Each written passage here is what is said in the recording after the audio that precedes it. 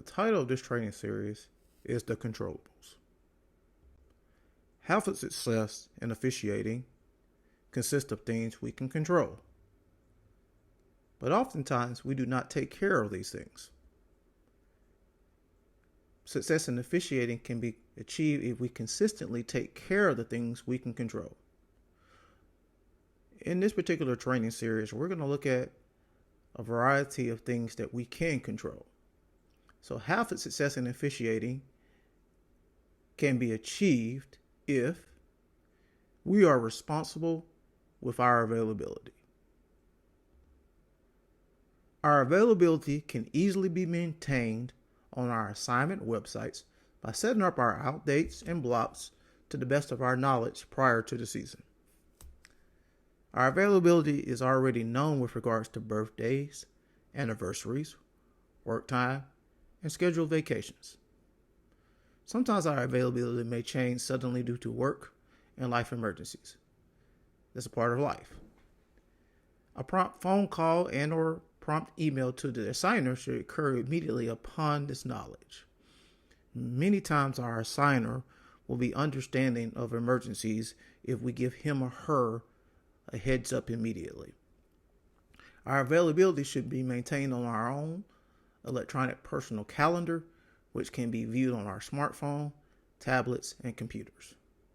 In this day and age where we have access to free calendars, not only on our smartphones and our tablets, but computers, there should be no excuse that we don't have our availability updated and our assignments and our availability accessible on our own calendars. We respond and contact others in a timely manner. We should respond timely to emails from our assigners and executive board members upon request. We should respond timely to contacts from our crew chief officials, preferably in the same contact method. So for example, if the crew chief were to email our crew, then we should respond to the crew chief via email. The same with a phone call or a text message. However, there is nothing wrong with using all the available methods at your disposal. We should respond timely to contacts from our officiating partners.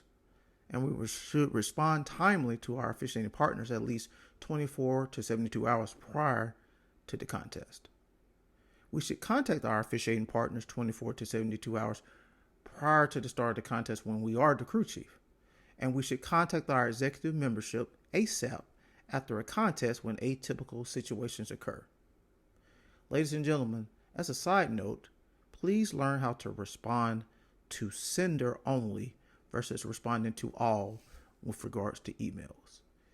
When you don't know the difference and cannot do so, it is considered lazy and unprofessional. We arrive on time. On time is a minimum of 20 to 30 minutes prior to the contest start time for all season recreational and or tournament contest. On time is a minimum of 30 minutes prior to the contest start time for high school sub-varsity and middle school contest. On time is a minimum of 45 to 60 minutes prior to the contest start time for high school varsity contest. On time is a minimum of at least an hour prior to the contest start time for collegiate contest, and it could be more depending on the sport. On time is not the time when you enter the parking lot of the contest site. On time is the time when you are either on the field or court of the contest or in the locker room of the contest site. We are properly equipped when we arrive to the game site in business casual wear for organized game contest. This could include middle school games, high school games, collegiate games. We are properly equipped when we arrive to the game site in business wear for organized game contest. And we've already mentioned what organized game contests consist of. We are properly equipped when we arrive to the game site not wearing tennis shoes or athletic hats for organized game contest. Not that this should have to be said under this bullet, This also includes athletic wear and jeans. We are properly equipped when we arrive to the game site with professional style luggage and or professional athletic bags or backpacks. We are properly equipped when we have the proper officiating uniform according to the rules and regulations of our particular sport. We are properly equipped when we are not wearing jewelry. If we have a sport where jewelry is not allowed and we are wearing jewelry, how can we be expected to properly enforce athletes not wearing jewelry? And we are properly equipped when we are properly groomed. We give professional hustle and effort throughout the contest. Professional hustle and effort include a consistent run, jog, or power walk from A to B. It includes doing our best to get to our initial position. It includes being as good dead ball officials as we are live ball officials. It includes observing proper positions and responsibility during the pregame as well as the game contest. It includes doing our best to consistently make accurate rulings throughout the duration of the contest. Once you set the standard for what you will call in the contest, do your very best effort to maintain that standard and consistency throughout the duration of the contest.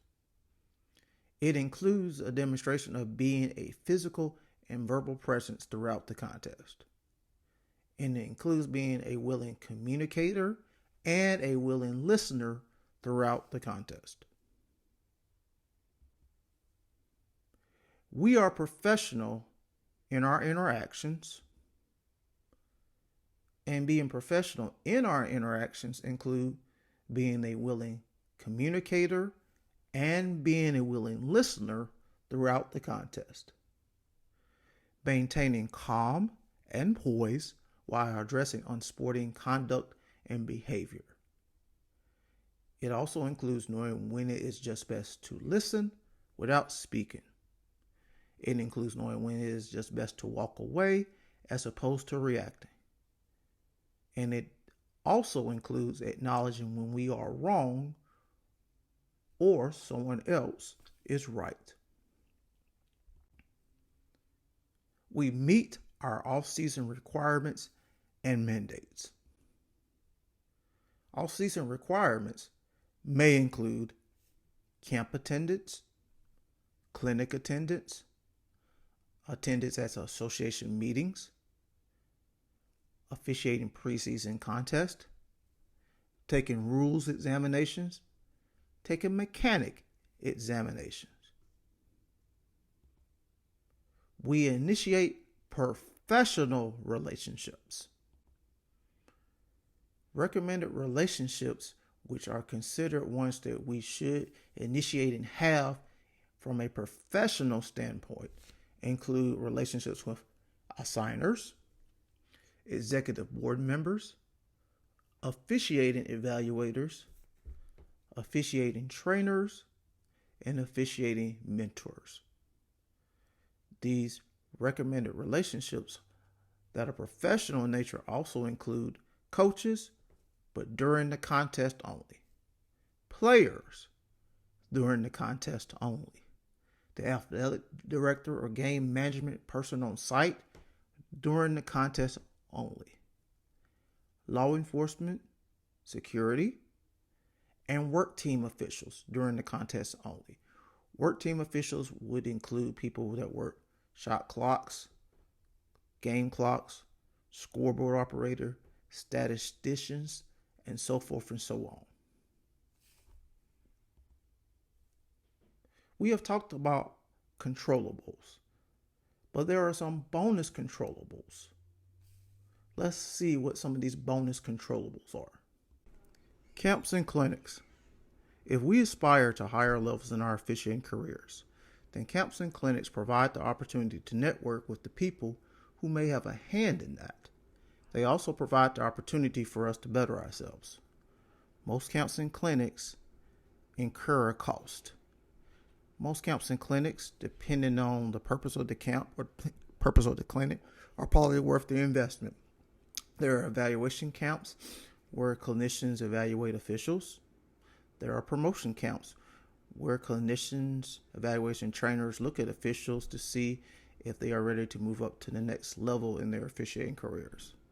Again, this is a controllable. Take advantage of the opportunity if the opportunity presents itself to you. Working off-season games and matches. My mentor lived by the creed that games are opportunities to get paid to train. By officiating contests in the off-season, we get paid to get better, get paid to get trained, and we allow ourselves to be seen potentially by people who can help us become better and perhaps promote us.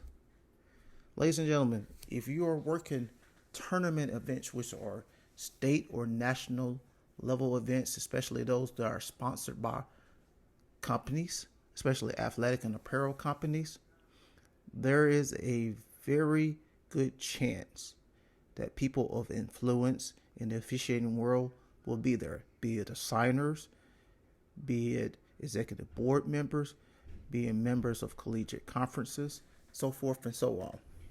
You never know who's watching you. Please put your best foot forward when working off-season games and matches. Coaches that come to see potential collegiate and professional players often come to these high-level tournaments and games and matches to see players, so it's very high likelihood that officiating who's who will be attending some of these same games and matches, or perhaps watching them remotely over a variety of streaming services. The good book. A few minutes a day, a few times a week in our rule books, case books, and mechanics manuals will prepare us for any situation that may occur in any contest. That's pretty self-explanatory. Game, match film, breakdown, and study. Next to working contests in season and in the off season, we can make great strides in our officiating with study of game film of our own contest or contests of other officials. Nothing beats seeing and processing plays on a consistent basis. Officiating is all about seeing plays, ladies and gentlemen. The more plays you see, the more repetitions you have to officiate such plays, be it your own contest or a contest of other officials, the better you will eventually become. Conditioning. Consistent physical exercise not only improves our lives as a whole, but improves our officiating as well. Walking a few miles a few times a week does wonders for weight loss and conditioning. So does running. So does riding a bike. And any kind of physical exercise that is consistent in your life.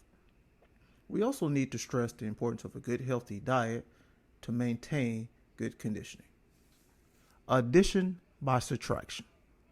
As you move forward in your officiating career, you might find that some of your peers do not share your professional mindset and which you bring to this unique job.